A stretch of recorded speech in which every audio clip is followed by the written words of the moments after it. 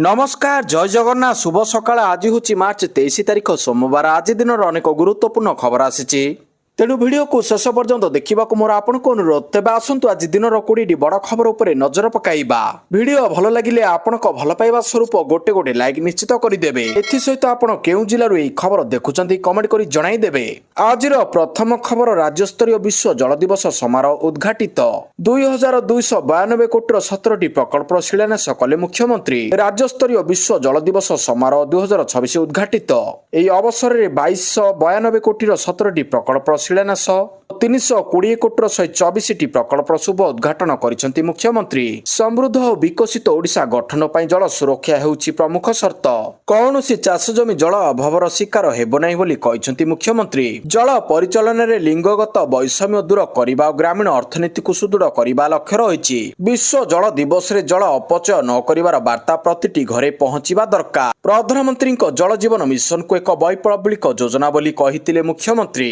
प्रति घर को पाइप जोगे विशुद्ध पानीय जल जोगाई जलाभाव को दूर करबा बोली संकल्प नेबा बोली कहिसेंती मुख्यमंत्री परवर्ती खबर कटक रे पांड्यान को विरोध रे विक्षोभ कटक रे देवीरंजन त्रिपाठी को निलंबन को तीव्र विरोध करा जायछि बिजू पट्टनायक छकरे देवीरंजन को समर्थकों को विरोध रे विक्षोभ प्रदर्शन करा जायछि दलरु पांड्यान को बयकट करबा को दाबी करिसेंती देवी को समर्थक पांड्यान को कुश पुतलिका दाह करबा सह पांड्यान गो बैक नाराबाजी देइछंती पांड्यान को ऊपर बसी कहिसेंती सन्यास नेबार 2 वर्ष परे मध्य दल पांड्यान को द्वारा परिचालित परवर्ती खबर एप्रिल 1 रु महंगा हेब विमान टिकेट पश्चिम एशिया घनौछि युद्ध को 24 दिन बीतीगले थमुनी मध्यप्राच्य युद्ध हाहाकार परिस्थिति रे विश्व युद्ध जो विश्व स्तर में तैल दर वृद्धि पाउथिबा बेले बेसामरिक विमान चलाचल मंत्री राममोहन नायडू कहिसेंती एप्रिल 1 रु युद्धर प्रभाव विमान चलाचल क्षेत्र उपरे पड़िबार संभावना रहिछि महंगा हेब विमान टिकेट कारण विमान टर्बाइन इंधन मूल्य वृद्धि पाइछि आहुरी कहिसेंती बेसामरिक विमान चलाचल वैदेशिक व्यापार एवं पेट्रोलियम एवं प्राकृतिक गैस मंत्रालय उत्तम फलाफल निर्णय करबा पई आलोचना रे शामिल हेबे बोली गुरुत्व आरोप करिसेंती परवर्ती खबर बड़दाण्ड रे मद दोकान मना श्रीमंदिर 1 किलोमीटर परिधि बड़दाण्ड रे मद दोकान खोलिबा को अनुमति दिया जाई परिबो नाही ए परिधि मध्य रे मद दोकान खोलिबा को कोनोसी स्वतंत्र नियम नाही एहाकू अबकारी विभाग कड़ाकड़ी भाव रे पालन करबाकू स्टैंडिंग कमिटी अबकारी विभाग को सुपारिश करछि ओडिशा अबकारी नियम 2017 अनुसार सहरांचल थिबा मंदिर ठारू 300 मीटर भितरे मद दोकान खोलिबा को अनुमति दिया जाई परिबो नाही सेही परि शिक्षानुष्ठान परिसर रु 500 मीटर परिधि मध्य मद दोकान खोला जाई परिबो नाही केवल मद दोकान नुहे बरं शिक्षानुष्ठान ठारू 1 किलोमीटर परिधि मध्य कोनोसी निशाद्रव्य दोकान खोलिबार नियम नाही परवर्ती खबर पश्चिम एशिया को 2500 उड़ान बातिल कला एयर इंडिया ईरान रे चलिथिबा संघर्ष जोगु एयर इंडिया गत 3 सप्ताह मध्य पश्चिम एशिया को प्राय 2500 उड़ान बातिल करिछि वर्तमान এই অঞ্চলের विमान सेवार साधारण समय सारिणी मात्र 30% रे कार्य चलिछि मुख्य कार्यनिर्वाही अधिकारी कैंपबेल विलियमसन शुक्रवार कर्मचारी मानक एक आभ्यंतरीण नोट रे कहिसेंती जे एई बाधा जहां विमान बंदर एवं आकाश मार्ग उभय को प्रभावित करे एक अत्यंत अस्थिर नेटवर्क सृष्टि करिछि विल्सन कहिसेंती जे एई बाधा गुडी को विमान कंपनी ऊपर आर्थिक प्रभाव पकाइबा आरंभ करिछि जेट इंधन मूल्य द्विगुणित होइछि एवं वर्धित खर्च को आंशिक भाव में पूर्ण करने विमान कंपनी नूतन टिकेट उपरे इंधन सरचार्ज लागू करिछि परवर्ती खबर भुवनेश्वर पई बड़ प्लान तैयारी हबो 37 टी नुआ रास्ता भुवनेश्वर पई बड़ प्लान तैयारी हेबाकू जाउछि 37 टी नुआ रास्ता भुवनेश्वर शहर रे बढ़ुथिबा भीड़ एवं ट्रैफिक समस्यार स्थायी समाधान पई राज्य सरकार एक बड़ योजना प्रस्तुत करिसेंती आसंता 50 वर्षर आवश्यकता को दृष्टि रखी 37 टी नुआ रास्ता प्रकल्प को अनुमोदन मिलिछि एथि मध्ये नुआ रिंग रोड एवं फ्लाई ओभर सामिल अछि जेते परिमाणर जनसंख्या पई भुवनेश्वर शहर तैयारी होइतिला एबे ताठारु अनेक गुण अधिक लोक एठारे रहउछंती नुआ नुआ व्यावसायिक प्रतिष्ठान शिल्प एवं शिक्षानुष्ठान जोगु रास्ता रे भीड़ बढ़िछि तेणु शहर को जाममुक्त करिबा पई एई मास्टर प्लान प्रस्तुत होइछि प्रथम पर्याय रे 20 टी गुरुत्वपूर्ण रास्ता काम को प्राथमिकता दिया जिवो परवर्ती खबर 2 वर्षिया बीएड एमएड और बीएचएड प्रवेशिका परीक्षा पई उच्च शिक्षा विभाग पक्षरु विज्ञप्ति शिक्षा वर्ष 2026-27 निमंते 2 वर्षिया बीएड एमएड বিএଚএড ପାଠ୍ୟକ୍ରମରେ ନାମଲେଖା ପ୍ରକ୍ରିୟା ଶୀଘ୍ର ଆରମ୍ଭ କରାଯିବା ପାଇଁ ଉଚ୍ଚଶିକ୍ଷା ବିଭାଗ ପକ୍ଷରୁ ନିଷ୍ପତ୍ତି ଗ୍ରହଣ କରାଯାଇଛି। 2 ବର୍ଷିଆ ବିଏଡ୍, ଏମ୍ଏଡ୍, ବିଏଚଏଡ୍ ପାଠ୍ୟକ୍ରମରେ ଛାତ୍ରଛାତ୍ରୀମାନଙ୍କର ଚୟନ ପ୍ରବେଶିକା ପରୀକ୍ଷା ମାଧ୍ୟମରେ କରାଯିବ। ଉକ୍ତ ପାଠ୍ୟକ୍ରମରେ ନାମ ଲେଖାଇବା ପାଇଁ ଆଗ୍ରହୀ ଥିବା ଛାତ୍ରଛାତ୍ରୀମାନେ 23 ମାର୍ଚ୍ଚ 2026 ଠାରୁ 6 ଏପ୍ରିଲ 2026 ପର୍ଯ୍ୟନ୍ତ ସାମ୍ସ ପୋର୍ଟାଲକୁ ଯାଇ ଫର୍ମ ପୂରଣ କରାଇ ପାରିବେ। ପରବର୍ତ୍ତୀ ଖବର 27ରେ ଶପଥ ନେବେ ନେପାଳର ପ୍ରଧାନମନ୍ତ୍ରୀ। ନେପାଳର ନବନିର୍ବାଚିତ ପ୍ରଧାନମନ୍ତ୍ରୀ ବାଲେନ୍ଦ୍ର ଶାହ ଚଳିତ ମାସ 27ରେ ଶପଥ ଗ୍ରହଣ କରିବେ ବୋଲି ଜଣାପଡ଼ିଛି। ଉକ୍ତ ଦିନ ପବିତ୍ର ରାମନବମୀ ଉତ୍ସବ ପାଳିତ ହେଉଥିବା ବେଳେ ଏହାକୁ ବାଲେନ୍ଦ୍ର ଶୁଭ ମୁହୂର୍ତ୍ତ ଭାବରେ ବିବେଚନା କରିଛନ୍ତି। ମାର୍ଚ୍ଚ 5ରେ ନେପାଳରେ ସାଧାରଣ ନିର୍ବାଚନ ଅନୁଷ୍ଠିତ ହୋଇଥିବା ବେଳେ ବାଲେନ୍ଦ୍ରଙ୍କ ନେତୃତ୍ୱାଧୀନ ରାଷ୍ଟ୍ରୀୟ ସ୍ୱତନ୍ତ୍ର ପାର୍ଟି ସଂଖ୍ୟାଗରିଷ୍ଠତା ହାସଲ କରିଛି। ବାଲେନ୍ଦ୍ର ପ୍ରଧାନମନ୍ତ୍ରୀ ଦାୟିତ୍ୱ ନେବା ପରେ ନେପାଳରେ ହିନ୍ଦୁ ଧର୍ମର ପ୍ରାଧାନ୍ୟ ବୃଦ୍ଧି ପାଇବ ବୋଲି ବୁଦ୍ଧିଜୀବୀ ମହଲ ଆଶାବ୍ୟକ୍ତ କରିଛନ୍ତି। ପରବର୍ତ୍ତୀ ଖବର ବିଜେପି ପ୍ରାର୍ଥୀ ଭାବରେ ନିର୍ବାଚନ ଲଢ଼ିବେ ଆର୍ଜିକର ବଳାତ୍କାର ପୀଡ଼ିତାଙ୍କ ମା। ଆର୍ଜିକର ମେଡିକାଲ କଲେଜର ପୀଡ଼ିତାଙ୍କ ମା ପଶ୍ଚିମବଙ୍ଗର ପାଣିହାଟି ବିଧାନସଭା ନିର୍ବାଚନ ମଣ୍ଡଳୀରୁ ବିଜେପି ପ୍ରାର୍ଥୀ ଭାବରେ ନିର୍ବାଚନ ଲଢ଼ିବାକୁ ରାଜି ହୋଇଛନ୍ତି। ସେ ତୃଣମୂଳ ଏବଂ ବାମପନ୍ଥୀଙ୍କୁ ସମାଲୋଚନା କରିଛନ୍ତି। ବିଜେପି ପ୍ରାର୍ଥୀଙ୍କ ଦ୍ୱିତୀୟ ତାଲିକା ପ୍ରକାଶ କରି ଆସନଟି ଖାଲି ରଖିଛି। ଦଳ ଏବେ 294 ଆସନ ମଧ୍ୟରୁ 255 ପାଇଁ ପ୍ରାର୍ଥୀଙ୍କ ନାମ ଘୋଷଣା କରିଛି। ଆହୁରି ମଧ୍ୟ ସେ କହିଛନ୍ତି, ମୁଁ ବିଜେପି ପ୍ରାର୍ଥୀ ଭାବରେ ପ୍ରତିଦ୍ୱନ୍ଦିତା କରିବାକୁ ନିଷ୍ପତ୍ତି ନେଇଛି। ମୋତେ ଏନେଇ ବାରମ୍ବାର ପ୍ରସ୍ତାବ ଆସିଥିଲା, କିନ୍ତୁ ମୁଁ ପ୍ରାରମ୍ଭରେ ରାଜି ହୋଇନଥିଲି। ଶେଷରେ ମହିଳାଙ୍କ ପ୍ରତି ବଢୁଥିବା ଅତ୍ୟାଚାର ଏବଂ ସେମାନଙ୍କ ପାଇଁ ସୁରକ୍ଷାର ଅଭାବ ଯୋଗୁଁ ମୁଁ ଟିଏମସିକୁ ମୂଳପୋଛ କରିବା ଲାଗି ପ୍ରାର୍ଥୀ ହେବାକୁ ନିଷ୍ପତ୍ତି ନେଇଥିଲି।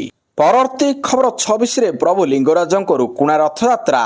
ମାତ୍ର 2 ଦିନ ପରେ ଅର୍ଥାତ୍ 26 ତାରିଖରେ ପ୍ରଭୁ ଲିଙ୍ଗରାଜଙ୍କର ରୁକୁଣା ରଥଯାତ୍ରା। ଏଥିପାଇଁ ରଥଖଳାରେ ଚାଲିଛି ରଥ ନିର୍ମାଣ କାର୍ଯ୍ୟ। ରଥ ତିଆରି କାମରେ ଲାଗିଛନ୍ତି 61 ଜଣ କାରିଗର। ଏହି ରଥର ଉଚ୍ଚତା 45 ଫୁଟ ହୋଇଥିବା ବେଳେ 27 ଫୁଟ ଓସାର।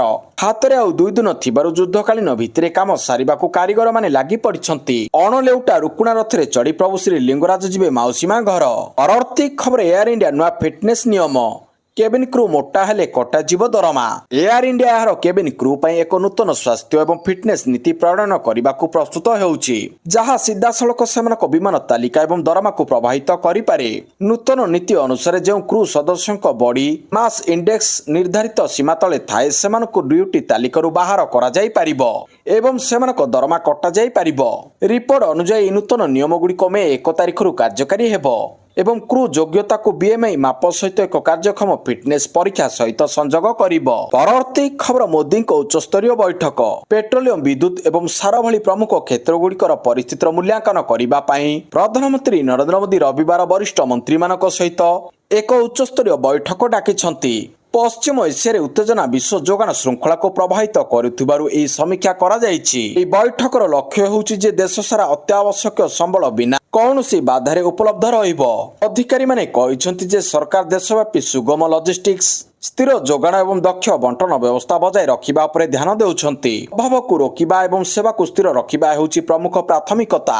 ପରବର୍ତ୍ତୀ ଖବର କଣ୍ଠଶିଳ୍ପୀ ଦୀପ୍ତିରେଖା ପାଢ଼ୀଙ୍କ ଗୀତକୁ ପୋଷ୍ଟ କଲେ ମୋଦି। ପ୍ରଧାନମନ୍ତ୍ରୀ ମୋଦି ସୋସିଆଲ ମିଡିଆ ପେଜରେ ଓଡ଼ିଆ କଣ୍ଠଶିଳ୍ପୀ ଦୀପ୍ତିରେଖା ପାଢ଼ୀଙ୍କ ଗୀତ ପୋଷ୍ଟ କରିଛନ୍ତି। ଚୈତ୍ର ନବରାତ୍ରି ଅବସରରେ ପ୍ରଧାନମନ୍ତ୍ରୀ ମୋଦି ନିଜ ସୋସିଆଲ ମିଡିଆ ପେଜରେ ଏକ ଭକ୍ତିମୟ ଓଡ଼ିଆ ଗୀତ ୟୁଟ୍ୟୁବ ଲିଙ୍କ ସେୟାର କରିଛନ୍ତି। ଗୀତର ନାଁ ରହିଛି ଦୁର୍ଗତି ନାସିନୀ ମା।